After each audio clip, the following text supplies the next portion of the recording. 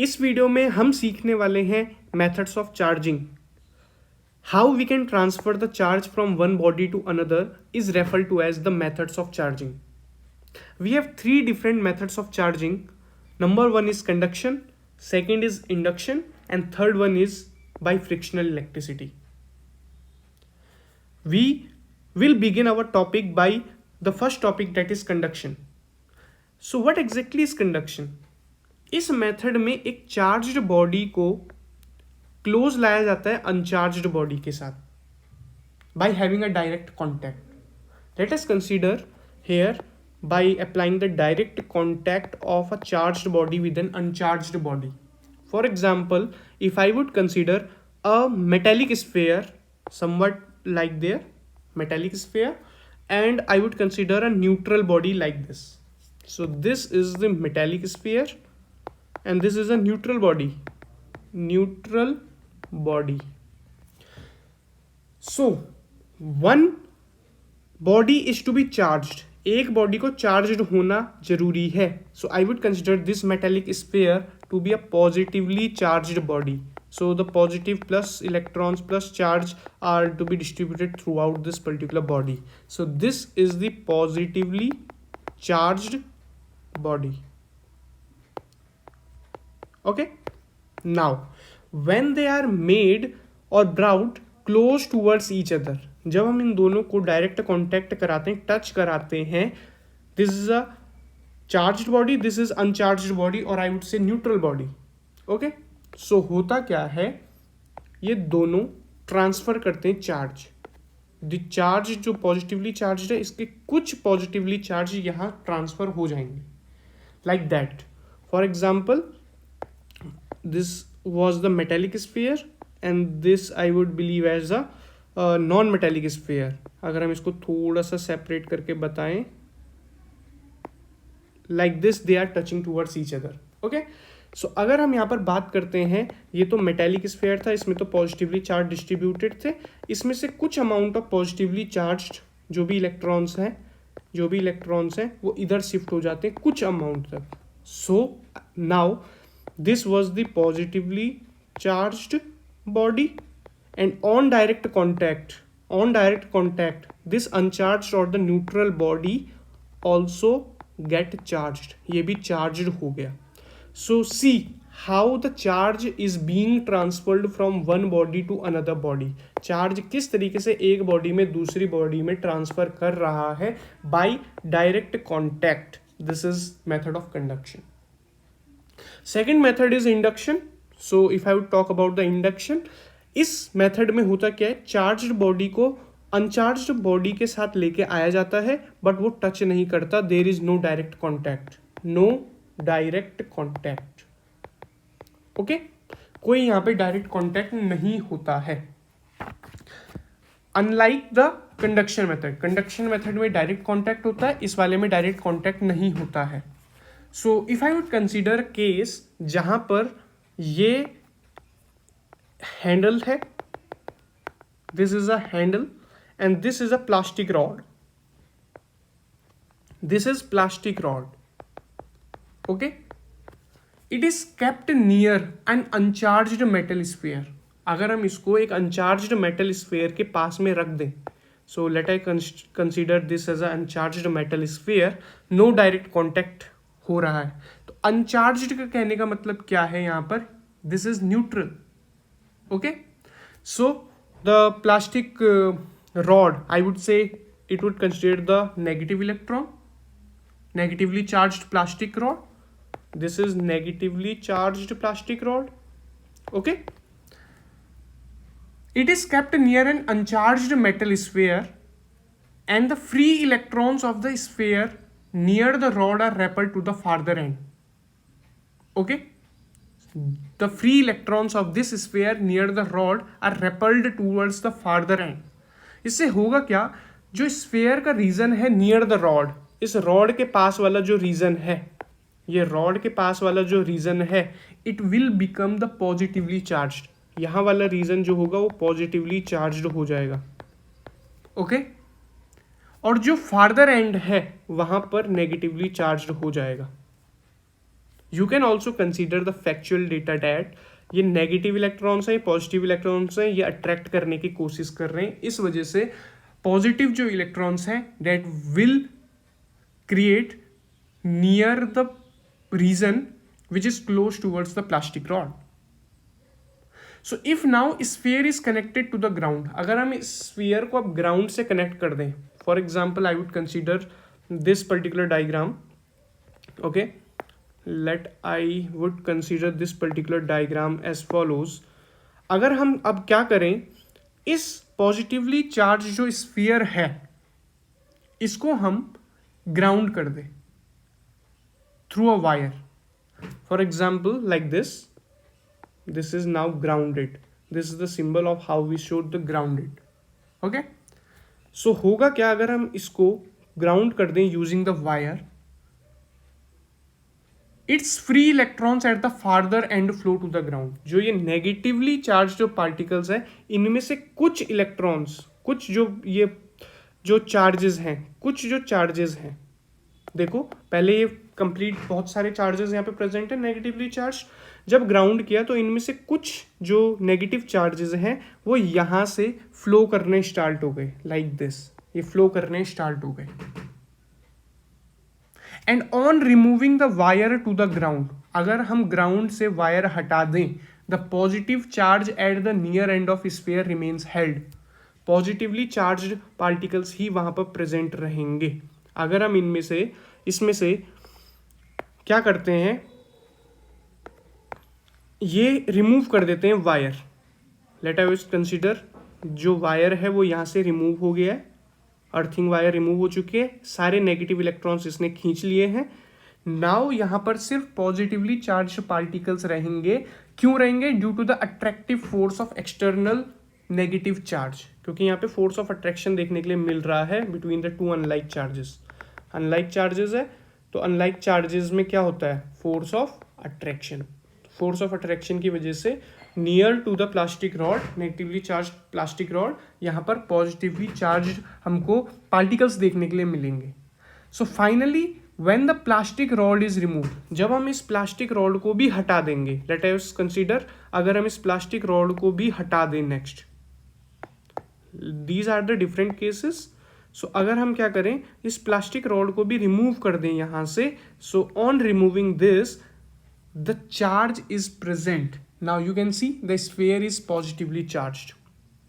और more specifically अगर हम इसको distribute करें towards the body, now it will become like this. Now this particular sphere is positively charged. ये positively charged है by induction method. Induction method. हमें एक चीज का ध्यान रखना है, नोट करना है, इन दिस प्रोसेस जो नेगेटिवली चार्ज प्लास्टिक रॉड है उसका कोई भी नेगेटिव चार्ज लूज नहीं हो रहा है. यहाँ पर इस बात का ध्यान रखना है, इसमें से जितने भी अमाउंट ऑफ नेगेटिवली चार्ज है does not gate removed. Similarly जो मेटल चार्ज है can be negatively charge by bringing a positively charged body near it. हम इस मेटल सरफेस को नेगेटिवली चार्ज भी बना सकते हैं. अगर हम यहाँ पे ये प्लास्टिक रॉड जो है पॉजिटिवली चार्ज अगर हम ले तो इसको हम नेगेटिव बना सकते हैं. So this is the method of induction, जहां पर we provides no contact with the body, no direct contact with the body. So this is the process of induction which is contrast to charging a body by conduction which does require the contact between the two bodies. So these are the differences between the conduction और induction. Conduction में direct contact होता है, induction में direct contact नहीं होता है. Okay, now the third method of charging is about the friction, and this method is mostly used in insulators. इसको हम इंसुलेटर्स में यूज करते हैं. नाउ अगर हम एक्सपेरिमेंटली देखते हैं, जब हम ग्लास रॉड को सिल्क थ्रेड के साथ या सिल्क क्लॉथ के साथ रब करते हैं, for example this is the glass rod, और अगर हम इसे सिल्क क्लॉथ के साथ रब करते हैं, for example this is a silk cloth, इनको रब करते हैं, सो ग्लास रॉड जो होता है वो लूज करता है some of its electron.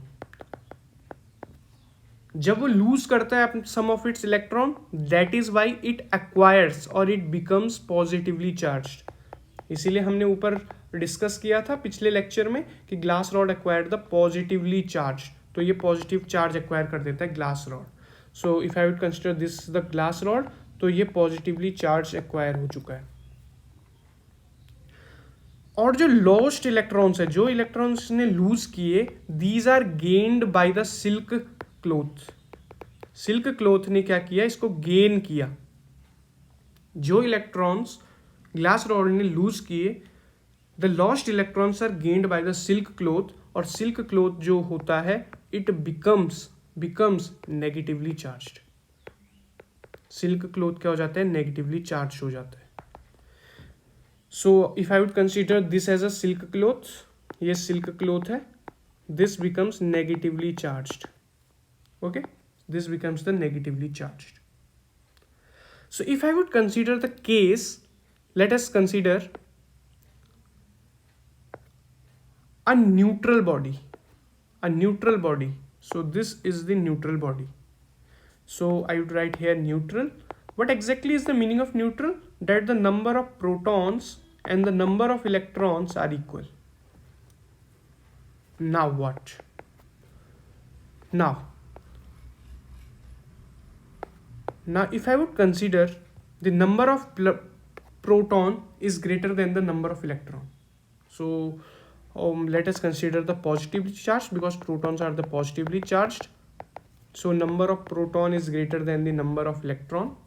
Okay, number of proton is greater than the number of electron, and on removing, the electrons are getting removed.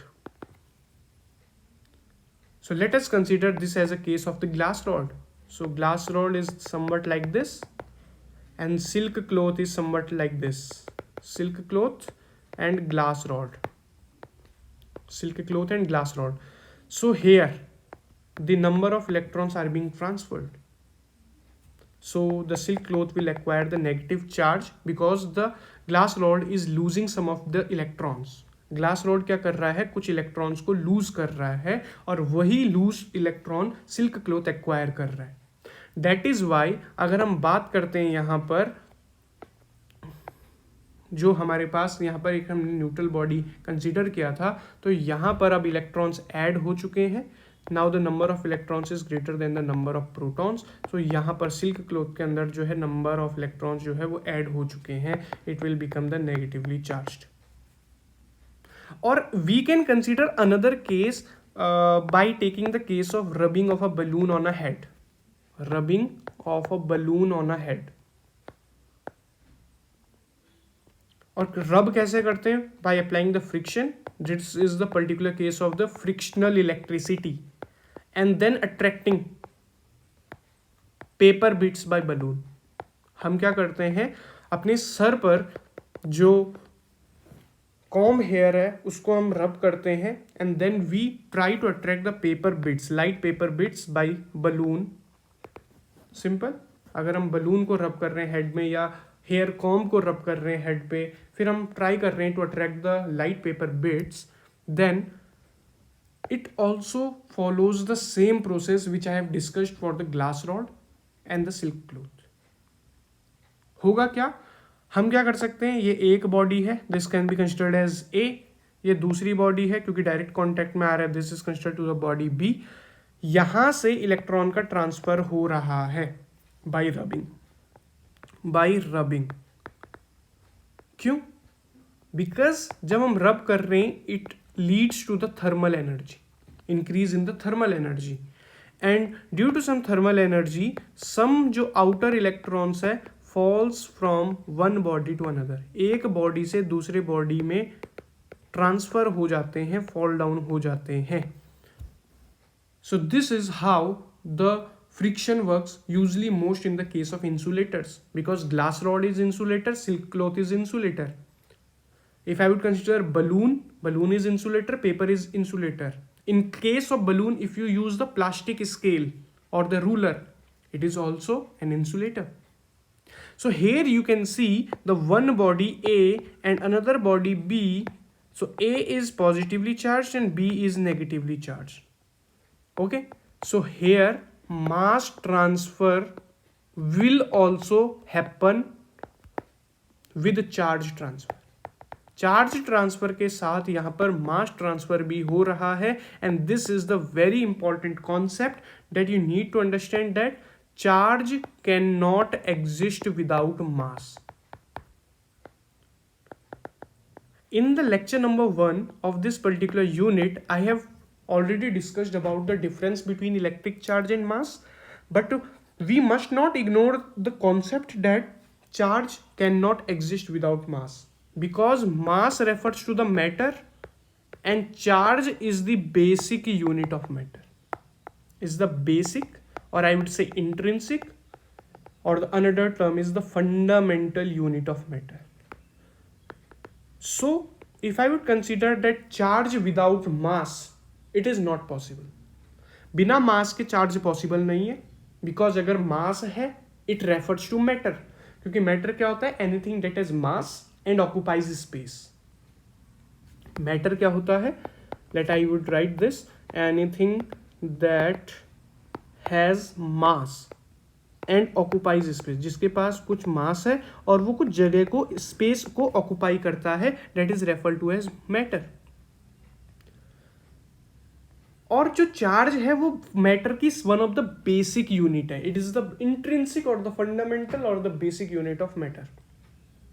सो हमको ये चीज इग्नोर नहीं करनी है, charge can not exist without mass. इस चीज का हमको नोट डाउन करना है, charge can not exist without mass. And if I would consider the mass of electron, so mass of electron is 9.11 into 10 to the power minus 31 kilogram found experimentally. Okay, so this is the mass of electron. We need to remember this value. So here in this particular thing, you have seen that the mass transfer will also happen with charge transfer, and here you can clearly see that A will have loss of mass and B will have gain of mass, because A will have loss of electrons or the loss of charges, positively charges, and B will have gain of charges which are being lost by the A. A ने जो lose किया वही B ने gain किया, so A will have loss of mass. A के पास loss of मास होगा और बी के पास गेन ऑफ मास होगा. सो this is the very important result you must understand by applying the principle of friction, which is most widely used in the case of insulators. So one of the solved question which I would like to add here, this question is being taken from book Concepts of Physics by H.C. Verma sir. Okay, so the question states that two spheres, namely A and B, of exactly same mass are given equal positive and negative charges, respectively. Their masses after charging, इनके masses में क्या effect दिखेगा after charging, you have to mention here. Okay, so this is the same result which I have discussed in the method of charging here in the frictional method. अगर हमारे पास दो spheres हैं A and B of the same mass, दोनों के पास equal positive and negative charges है, तो होगा क्या, A will have lose of mass, B will have gain of mass. So here I would consider A will have loss of mass, B will have gain of mass. So we can write here that mass of sphere A जो होगा वो कम होगा, obvious reason है because B के पास gain of mass है, तो मास of B से कम होगा, और I would consider as mass of B is greater than mass of A. So this is the result. This is our conclusion of answer of this particular question. Okay. So this is the particular question which we have discussed taken from the concepts of physics by Professor H.C. Verma, sir. Now the next question I would like to add here, when 10 to the power 19 electrons are removed from a neutral metallic plate, from a neutral metal plate or metallic plate, the electric charge on it, क्या electric charge present होगा उसके पास, उसकी value बतानी. You need to define the value of this particular expression. Okay, now the main concept lie here. हमें पता है, अगर हम सोल्यूशन के बारे में डिस्कस कर रहे हैं, we know that the charge on 1 electron is equal to 1.6 10 to the power minus 19 coulomb. जब भी हम चार्ज के बारे में बात करते हैं, we always consider the negative value. Okay, जब इसमें से 10 टू द पावर 19 इलेक्ट्रॉन्स को रिमूव कर दिया गया, इसमें से 10 to the power minus 19 electron, 10 to the power sorry plus का 19 इलेक्ट्रॉन्स रिमूव कर दिया गया, इसे न्यूट्रल बनाने के लिए, तो ये कैंसिल हुआ. ये माइनस 1.6 है, इसको न्यूट्रल बनाना है तो प्लस का 1.6 कूलम लेंगे. So this is our final answer. ये माइनस की वैल्यू को प्लस की value means it's a neutral metallic plate. So यहाँ पे प्लस का 1.6 coulomb is the correct answer of this particular question. Now the question, if charge Q1 Q2 का product जो है ग्रेटर देन 0 है, देन नेचर ऑफ फोर्स क्या होगा, nature of force क्या होगा डैश. भैया ध्यान से देखो, हमने यहाँ पर लाइक चार्जेस के बारे में डिस्कस किया. लाइक चार्जेस में अगर पॉजिटिव पॉजिटिव है, नेगेटिव नेगेटिव है, इनका प्रोडक्ट होता है तो ये पॉजिटिव होता है, पॉजिटिव होता है. These values are always greater than 0. तो लाइक चार्जेस के लिए जो प्रोडक्ट है वो ग्रेटर देन 0 है, जिसके कारण like charges acquires the force of repulsion. So here it is a repulsive force. And if I would consider another question of this particular type, that the product of charge Q1 Q2 is less than 0, then nature of force is what? So we know that the condition of unlike charges, if I would consider unlike charges negative positive or positive negative, their product will leads to negative value, which is always less than 0. So unlike charges experiences the force of attraction. So here the product of Q1 Q2 is always less than 0, then the nature of force will be attractive. Okay, so I hope that it is clear. Till now we have discussed about the methods of charging. We have understand how the charge is transferred from one body to another by 3 different methods. We have understand the concept of induction, conduction, induction and friction. We have understand the concept that charge cannot exist without mass, because mass refers to the matter and charge is one of the intrinsic property of matter. In the next lecture I will discuss about Coulomb's law of electrical force. This will lead this chapter to a very fruitful journey, because the Coulomb's law of electrical force will apply in the various mediums, and this particular topic will lead to the inclusion of various numerical type questions, and we will also compare it with the Newton's laws of gravitation in the upcoming videos. So thank you very much for watching this particular lecture. See you in the next one.